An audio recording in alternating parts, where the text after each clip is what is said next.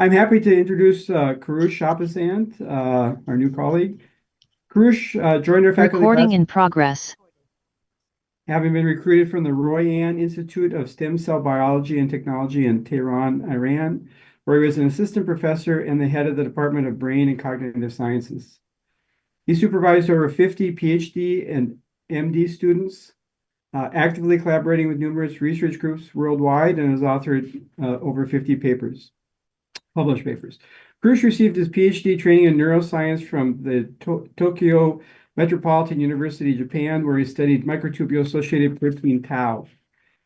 He then completed a postdoc research fellowship at the Beth Israel Deaconess Medical Center, Harvard Medical School, where he again conducted work focused on tau biology, culminating in a first author paper in the journal Nature in 2015. Dr. Shapasant's current research interests focus on Alzheimer's disease and related dementias, particularly on the role of phosphorylation of tau and the conformations that this takes, and the development and treatment of tauopathies. Please join me in welcoming Karush for his first talk here at the University of Minnesota. So Karush, you can start. Thank you. Good morning to everyone. I'm gonna talk about the central mediator of neurodegeneration, which also participates in Alzheimer's disease, a particular form of tau protein. You know, Alzheimer's disease is a multifactorial, age-dependent, and sophisticated neurodegenerative disorder with no treatment thus far. The old class medications, including like NMDA receptor antagonists and acetylcholinesterase inhibitors, are simply symptomatic and may not stop the disease development. There are two major pathological hallmarks playing part in Alzheimer's disease, including amyloid precursor protein misprocessing, resulting in beta amyloid, and senile plaques formation outside of the cells. And the second one is tau protein hyperphosphorylation and aggregation, resulting in neurofibrillary tangles formation inside the cells. Although beta amyloid are indeed neurotoxic, but it has been recently reported that tau abnormalities overlap beta with the disease development. Tau is a microtubule-associated protein and binds to microtubule structure and stabilizes the microtubules. It has like 441 amino acids, the human longest isoform, and is having like 25 phosphorylation sites. It is being moderately phosphorylated under physiological condition, but the hyperphosphorylation would result in microtubule dissociation, dimerization, aggregation, and eventually cell death. But the point is, from here to here takes quite a while to happen, sometimes over a decade. So this is of crucial importance to demonstrate which phosphorylation event would drive this pathogenicity. There are numerous therapeutic antibodies fighting with the pathological factors in the Alzheimer's disease context, including like aducanumab and lecanemab, which has been FDA approved. They are fighting with the beta amyloid, the pathogenic form. They have shown some disease-modifying effect at the very earliest stages of the disease in some proportion of the patients and have been able to slow down the disease progression.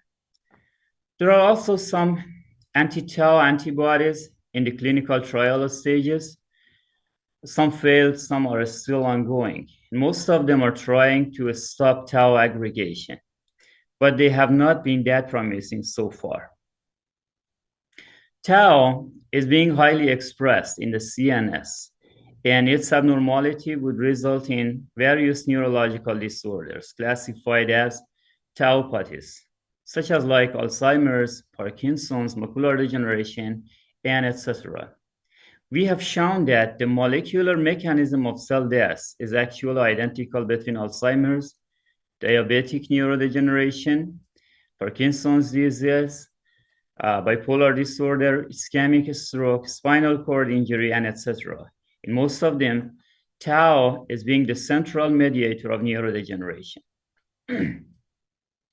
We have previously shown that phosphorylated tau at thronin 231 could exist in various conformations. some of them are pathogenic and some are physiologic. So phosphorylation per se is nothing, but post-phosphorylation modification is of crucial importance. We have shown that actually phosphorylated tau at tronin 231 with regard to proline 232 could exist in trans conformation or even cis conformation. In the cis conformation, we have shown that the tau peptide is getting bended. That way, tau cannot bind to microtubule surface and detach from the microtubule structure and subjected for hyperphosphorylation and aggregation. We generated conformation-specific antibodies against the cis and trans p-tau and published the results actually in Nature in 2015. We initially performed the primary culture of mouse cortical neurons and put them under stress conditions. You know, neurons are very responsive to oxidative stress or nutritional starvation. So we put them under stress, and we found that stress condition would induce profound cis-p-tau accumulation inside the neurons. But trans, which is physiologic, remained unchanged during the stress condition. So it is likely possible that the factor correlates with stress at cis-p-tau, which is being accumulated under stress conditions. Furthermore, we examined the cell survival over the stress conditions.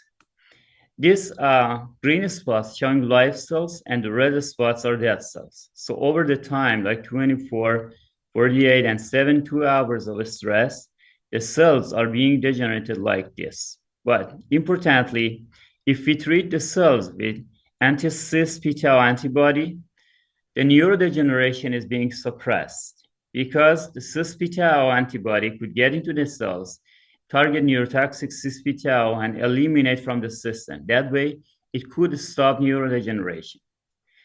And if we eliminate trans p-tau using respective antibody, it doesn't have any therapeutic effect in this regard, and the cells are seen being degenerated because trans p-tau is physiologic and its elimination does not have any benefit in this regard. So this is of crucial importance to detect the pathogenic tau. Tau is being served as a microtubule stabilizer factor. And as you know, neurons are having very long processes preserved by microtubule structure. So we examined the microtubule structure in cultured mouse neurons. Healthy control neurons are having very long process and actually polymerized microtubule structure. But when we put the cells under stress, such as like hypoxia, the microtubule structure is being disrupted. And because neurotoxic tau would disrupt the microtubule structure.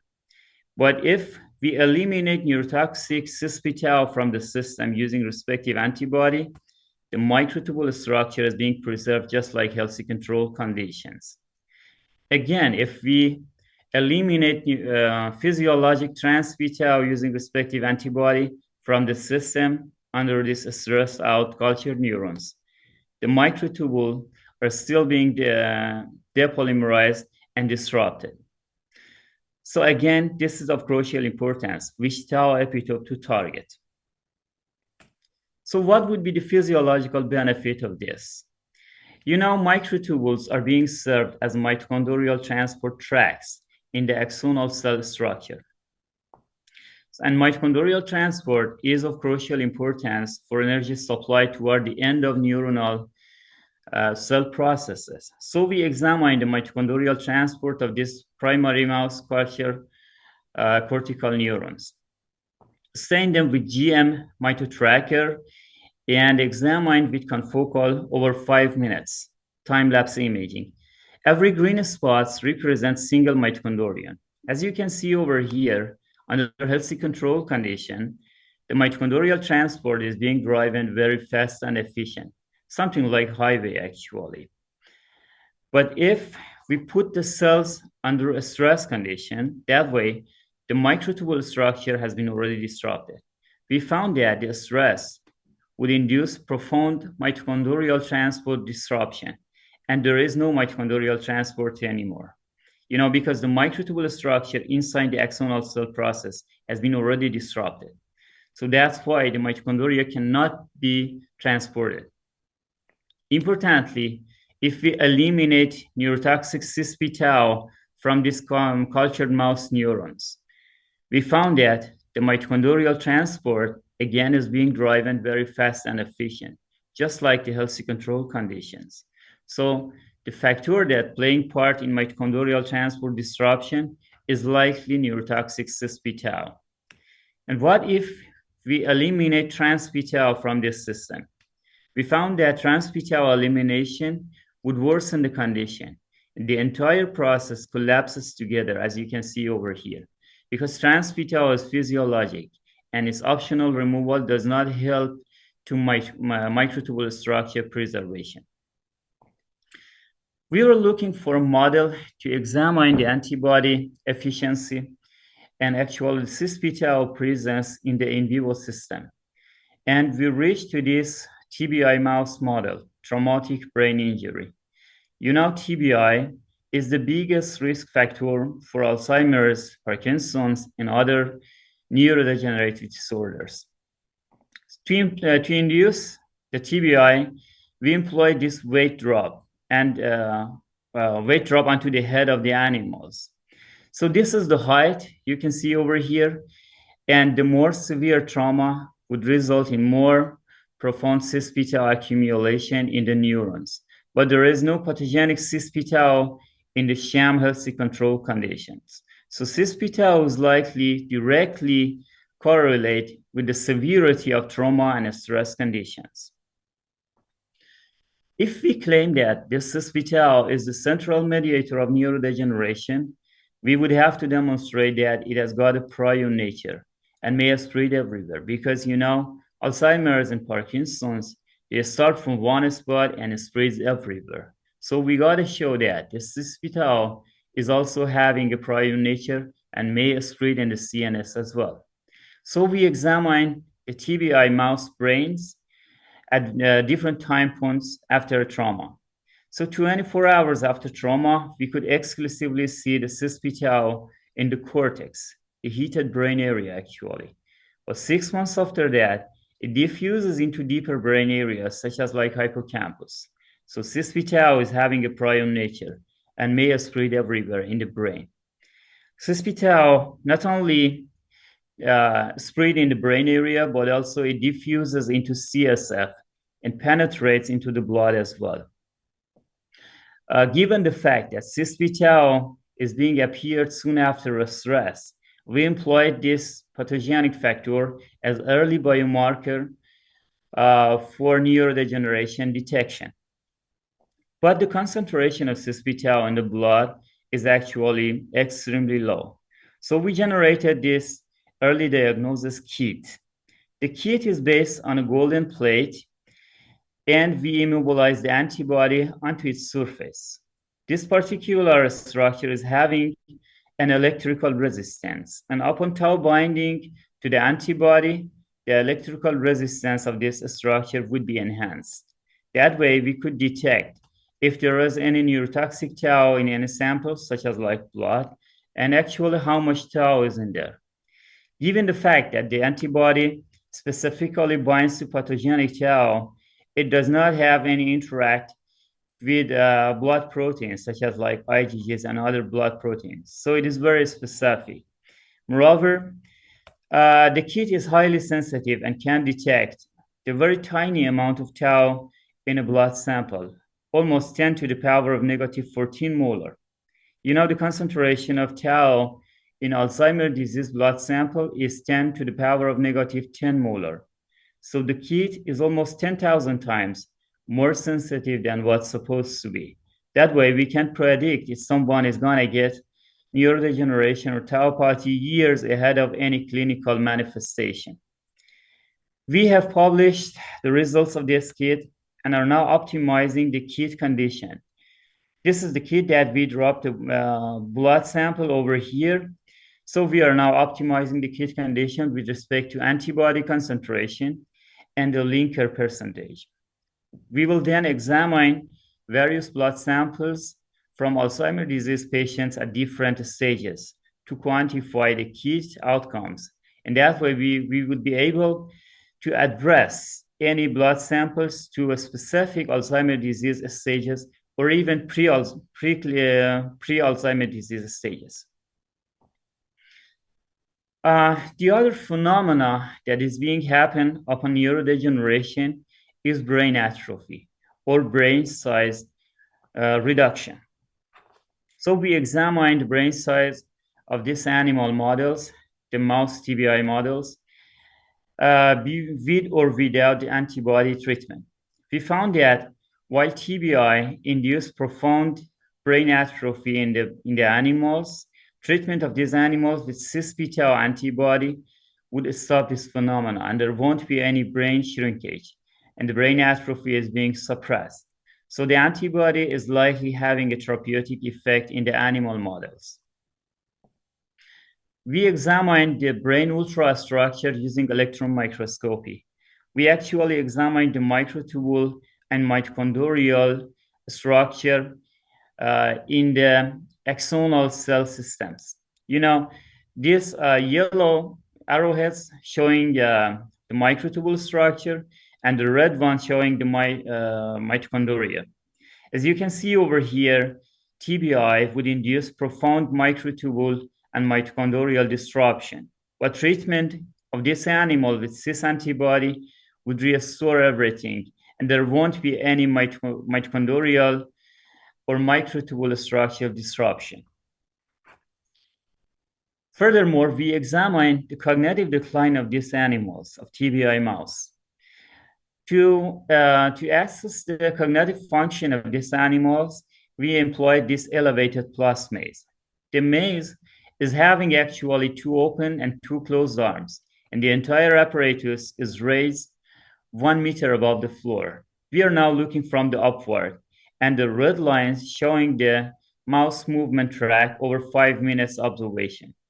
As you can see over here, the control healthy animals exclusively goes through the closed arms, and they would never go through the open arms because they are scared they may fall down or they are scared from the observer.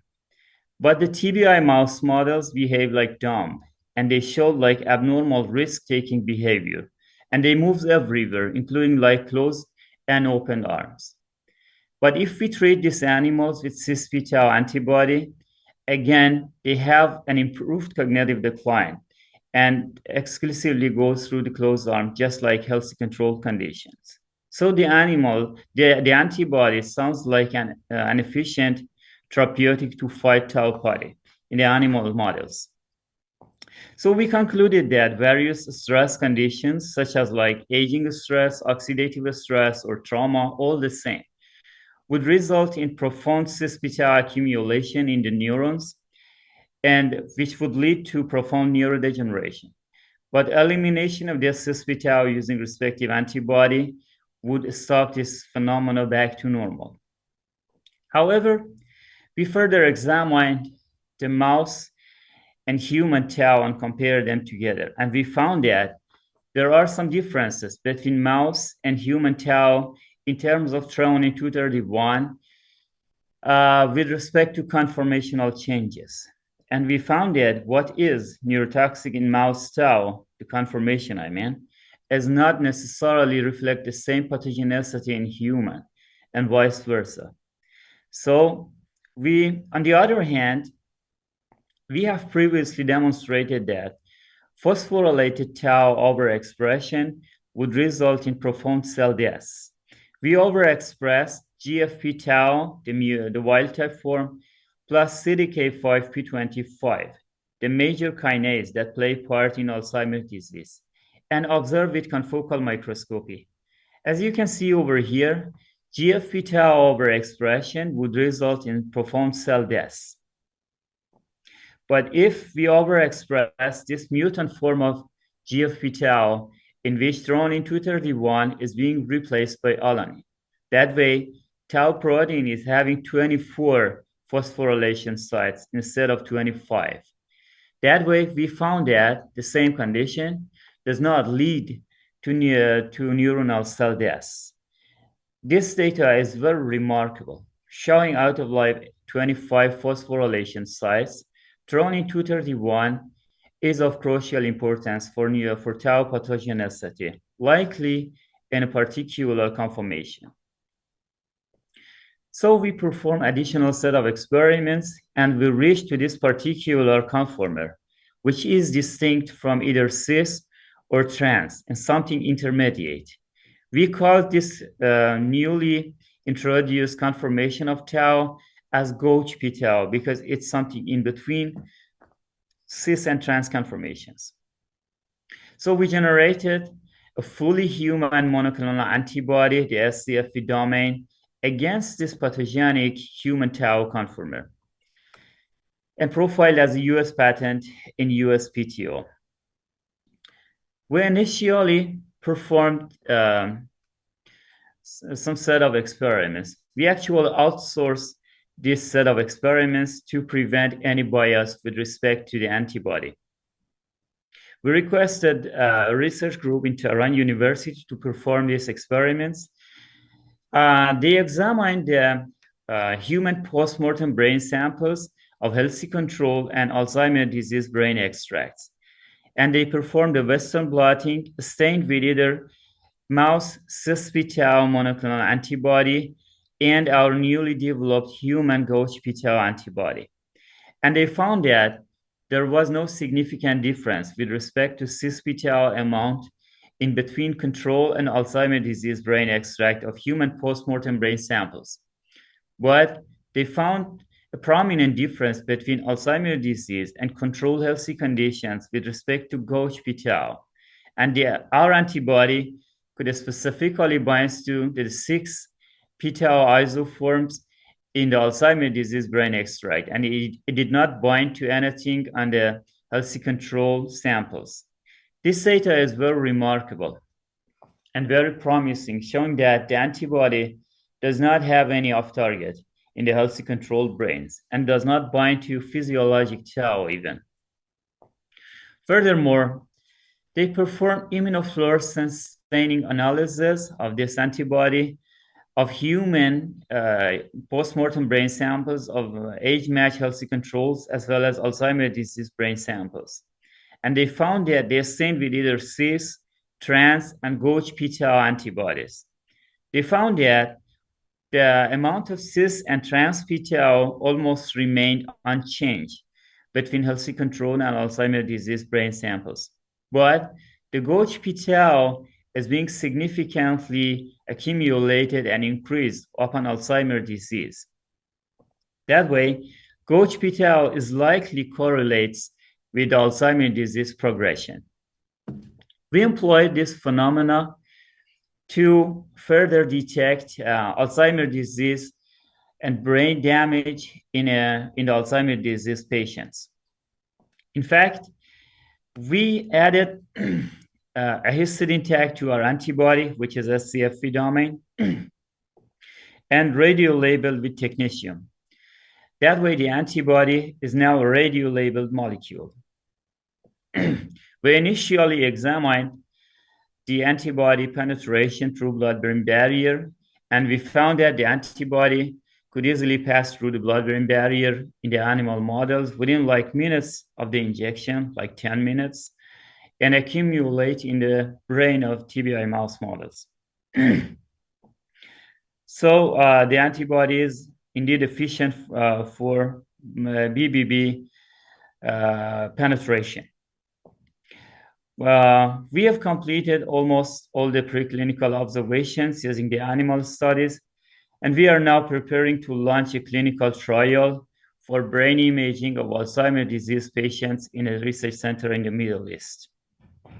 We will perform the imaging using CT SPECT imaging. You know, CT SPECT imaging is much more cheaper and more applicable than PET scan imaging for Alzheimer's disease diagnosis.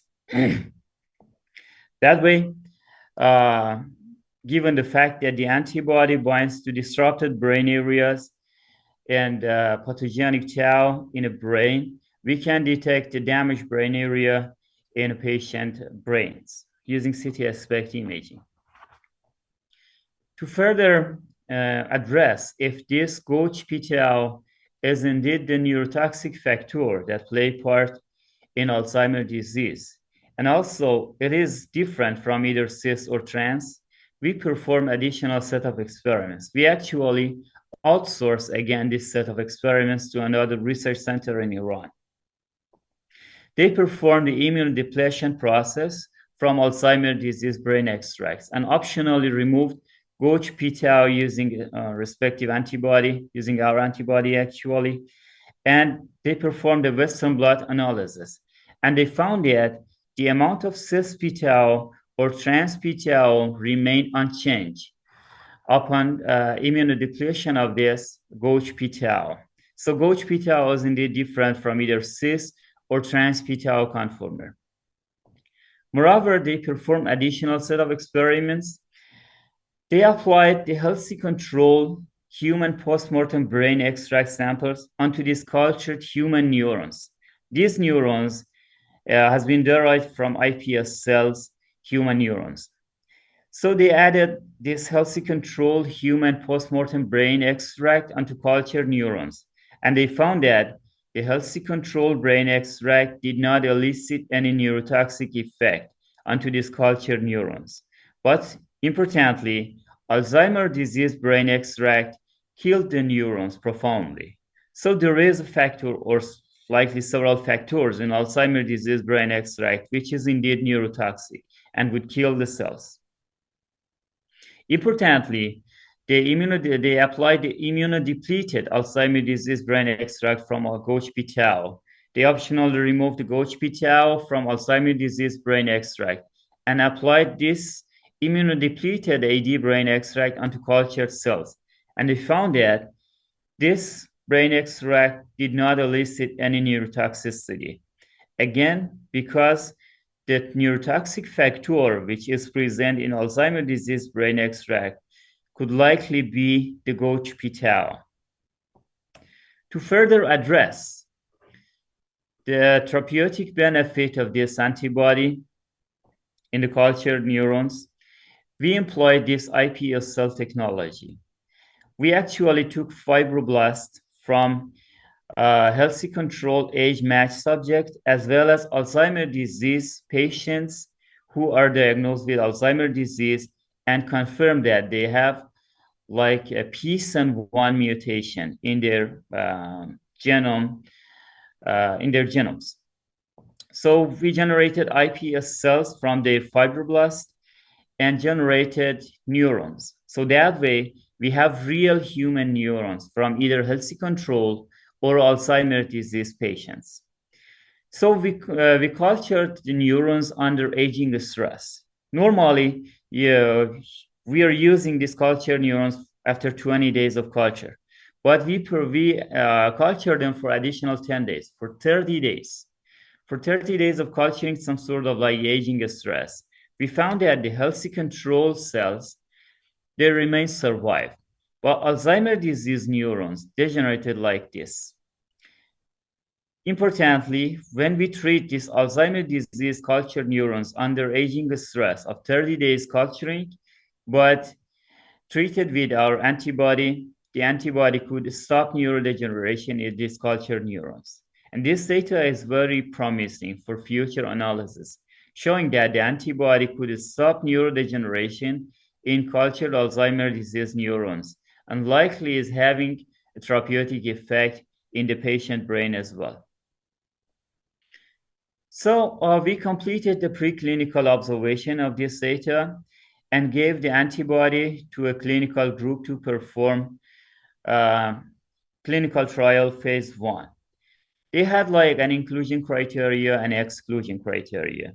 They have chosen like 12 mild to moderate stage Alzheimer's disease and perform the clinical trial. I would like to point out that the antibody half-life, according to our preclinical observation, has been 18 hours in the ex vivo conditions. So we had to repeat every 72 hours the intervention for the patients. While we were able to give them the pegylated antibody with longer half-life, They recommended to use the intact antibody with shorter half-life, but more frequent interventions. So they performed 12 sequential interventions for each patient every 3 days. So they preferred this intact antibody with shorter half-life, but they prefer this because they want to repeat the intervention for several interventions actually for longer exposure and getting the least immunogenic response of the antibody. So they performed this clinical trial in a research center on Iran, employing 12 mild to moderate stage Alzheimer's disease. And they examined the safety analysis of this antibody in those patients. They took blood samples from the patients before the interventions, right after the last injections, and 5 months after the final injections. And they examined the safety with respect to various blood factors, such as they examined liver functions, and they found that the liver function with respect to these factors like ALT, AST, and FBS remained unchanged over the study course. Furthermore, they examined the kidney function as well, and they found that the kidney function also remained unchanged.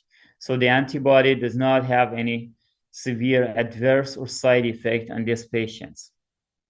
Furthermore, they examined the blood cell counts before and after the intervention, and they found that the cell blood counts remained unchanged over the course of the study. Moreover, they examined the immunogenic response employing ESR and CRP analysis of the blood samples.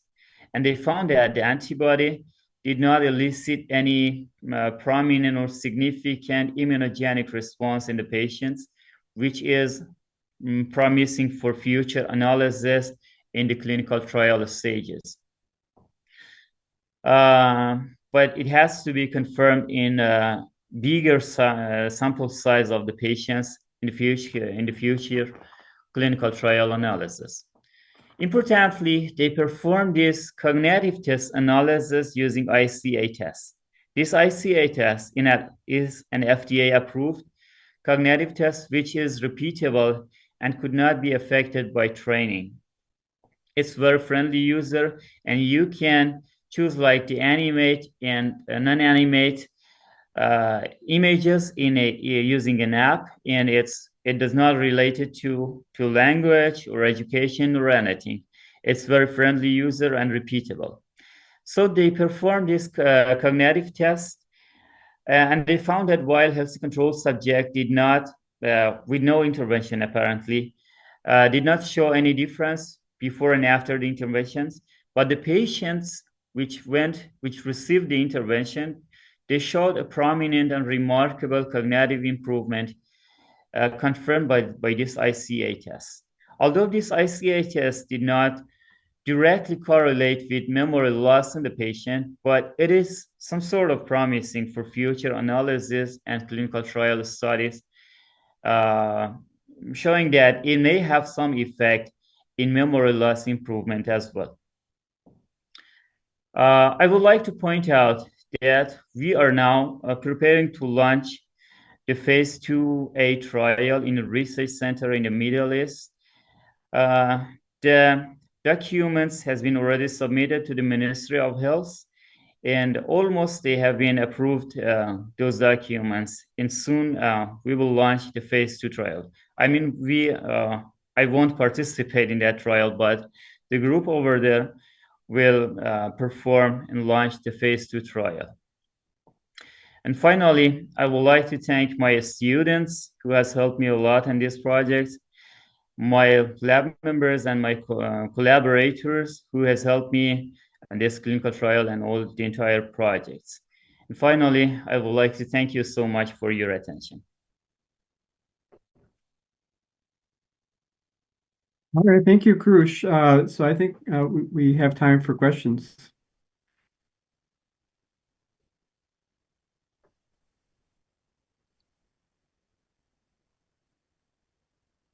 Dr. Okay. Bass. Yeah, hi. I'd like to ask a question, Dr. Kurush. Did you notice any changes in mitochondrial calcium levels after various manipulations? Thank you for this question. Well, actually, we did not perform this analysis because this is quite new, actually, and we are at the very earliest stages of this findings. So we did not perform any analysis with respect to calcium changes in the mitochondria, but this is indeed very important, and we would need to address this. Thank you. Dr. Bass. It's a great talk, Karush. I really enjoyed it. Couple questions. One is, with the antibody degrading so rapidly, I'm wondering if you've considered the approach of putting the antibody, the sequence of the antibody, into a DNA vector so that you're actually expressing the antibody in the patient. Good morning, first of all. Well, thank you. Indeed, that's a very good point. But as I mentioned before, we are at the very early stages of these findings, and we are just exploring and open the window to everything. But since you asked about the gene manipulation, just let me quickly point out something. We have shown that the cis to trans conformational changes is being mediated by peptidyl prolyl isomerase 1, or PIN1. And we confirmed that the PIN1 is being downregulated in Alzheimer's disease patient brain. Because, so that way, PIN1 cannot convert cis into trans conformation. And we recently found that there are two microRNAs playing part in this disruption. Actually, there are two microRNAs that bind to promoter of PIN1 and may not allow the PIN1 gene to being expressed. So now we are thinking for some sort of like antagomers to apply onto cells and stop these microRNAs. That way we can have like more PIN1 expression and less pathogenic cis-beta accumulation in the brain.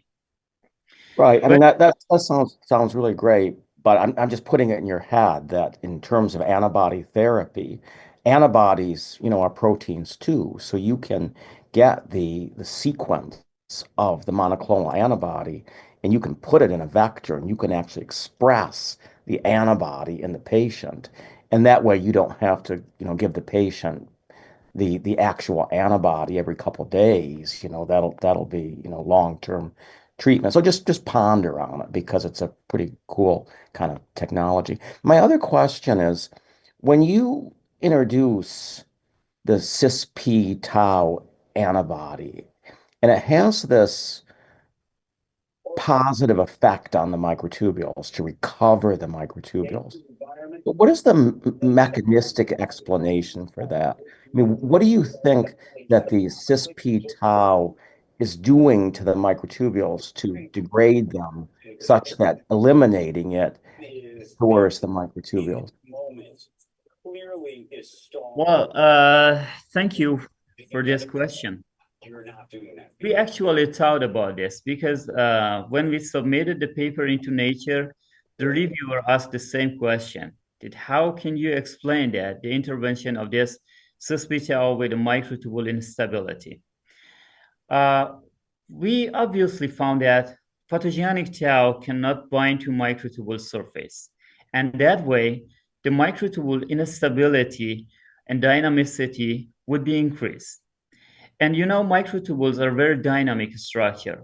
And if you don't have any interrupting factor in that environment, the microtubule could be repolymerized very quickly.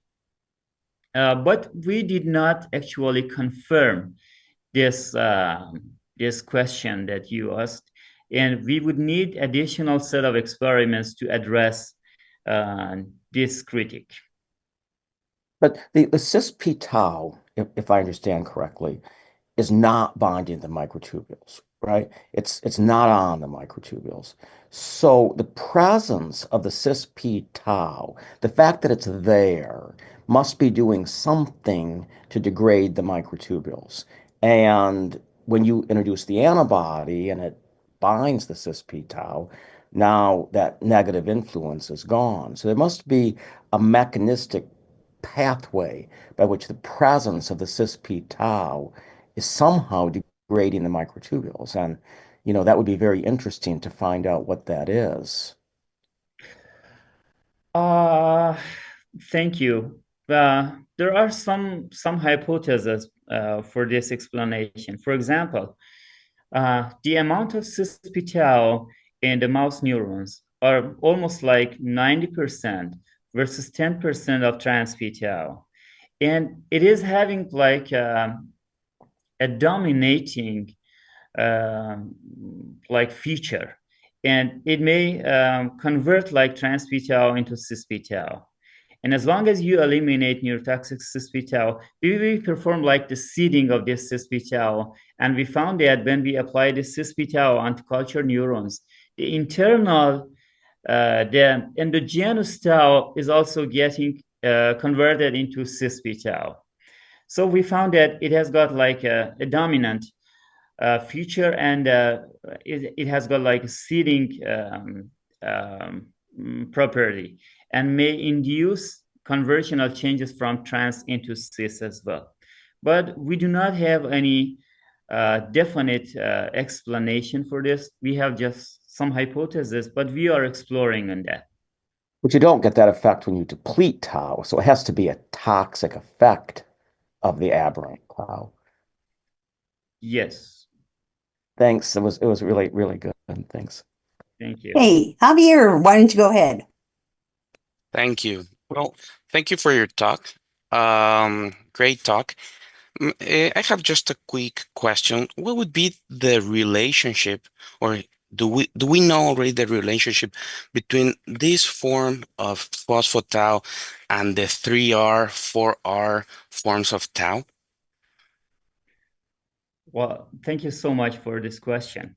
Well, actually, this tronin 231 or 8180 domain is actually conserved and is presented in all 6 tau isoforms, including like 3R and 4Rs. It is obvious that there are some difference between the ratio of 4R to 3R between Alzheimer's disease and healthy control subjects. Which we are also having an ongoing experiments in our laboratory at the moment.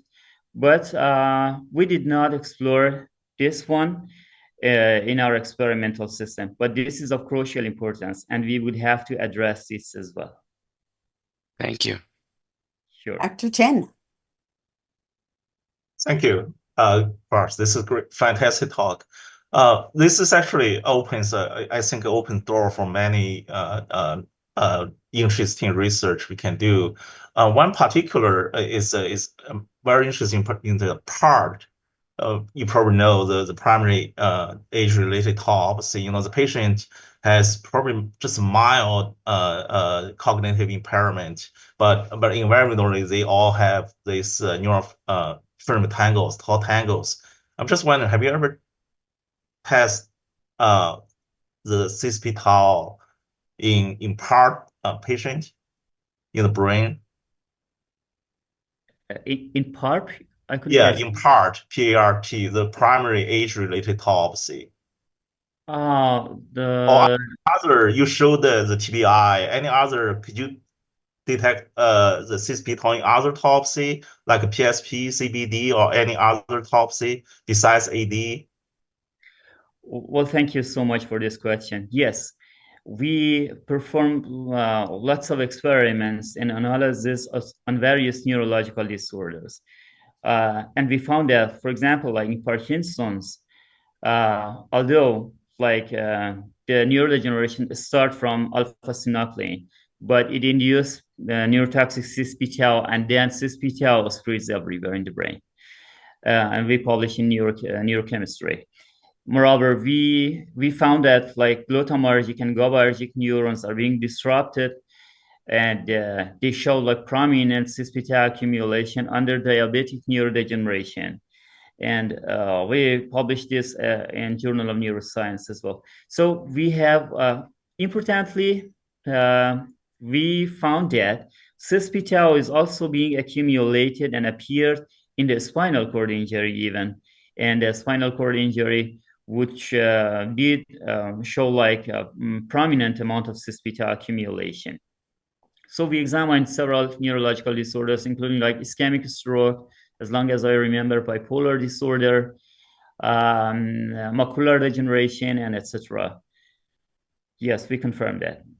So in other words, in those disease or lesions, you may not see tau tangles, but you can detect cis-p tau if my expression is correct. Because in those lesions, we may not see like mature neurofibrillary tangles. Well, you're right. This cis-beta is a monomeric factor, and at the very early stages.